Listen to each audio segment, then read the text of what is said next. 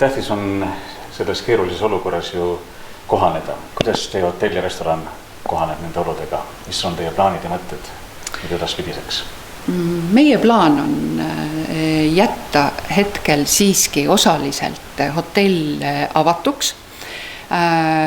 Võimalik on broneerida ette meil majutust, kui on inimesed tõesti saabumas Põlvasse. Teine asi, meie päevapraed ja päevapakkumised igapäevaselt.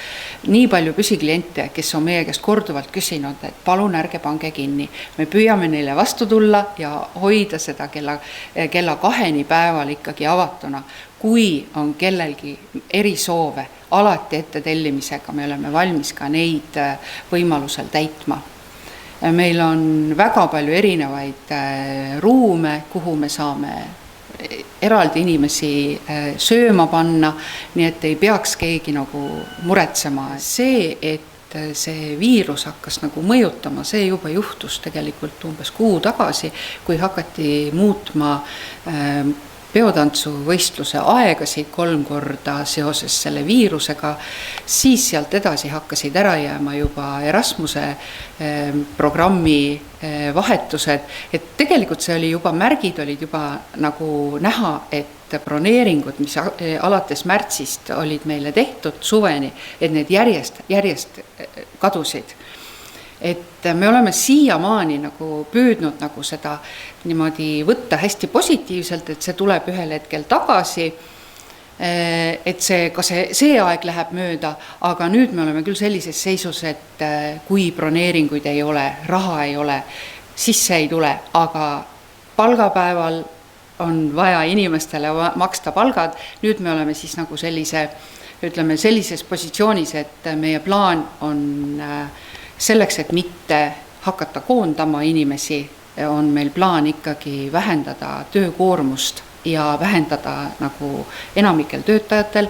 Kuna me oleme nii kaua kokku õppinud kampsin, siis iseenesest me oleme seda arutanud, me paneme kõik oma pead kokku ja mõtleme, milline on see lahendus. Kui jutt on sellest, et mis on siis edasine käitumine, siis on 2 erinevat lähenemist, et kui me peame ise kõiki otsused langetama, siis suure tõenäosusega on täiesti majanduslikult mõttekas panna hotell kinni praeguseks ajaks ja ka töötajad koju ja koondada ja sellega nagu lõpetada, aga on sellised positiivseid signaale praegu, et valitsus tuleb ikkagi ettevõtetele appi, et siis me teeme ka enda poolt nagu kõik selleks, eks ole, et hoida ikkagi töötajaid alles ja loota koos siis valitsusega, et see aeg saab võimalikult kiiresti läbi. Võib-olla Eesti elanikel ei olegi praegu väga palju vaja ise mõelda, sest valitsus on võtnud praegu ikkagi väga võimsalt vastutuse kogu selle protsessi juhtimise eest.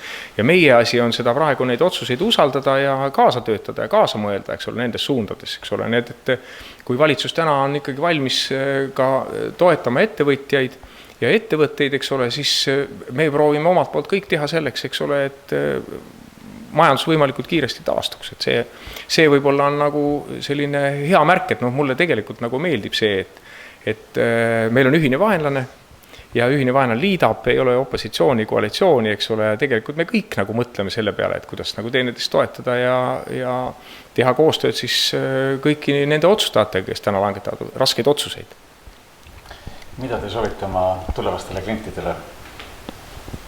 No mina ütleks seda, et kõik meie kliendid, nii praegused kui tulevased, et tulge ikkagi oma kohalikesse ettevõtetesse, sest see on praegu ikka väga oluline nende jaoks. Ja mina just lugesin seda, et väga hästi aitab koroonat eemal hoida C-vitamiin, ehk siis ostke mustsõstra, mahla ja marju. Kuidas te kriisiolukorras vastate inimestele, kes vajavad öömaja Põlvas? Me oleme valmis neid majutama igal juhul, andku lihtsalt teada. Meil on 30 tuba, me saame neid väga erinevatesse tiibadesse paigutada ja me saame nad eraldada üksteisest, et kui on seal vaja mis iganes, et me oleme nende jaoks igal juhul olemas. Ja hommikusöögi tuppa viia, kui on vajadus. Ei pea kokku puutuma klientidega, teistega, ei pea kokku puutuma ka personaliga.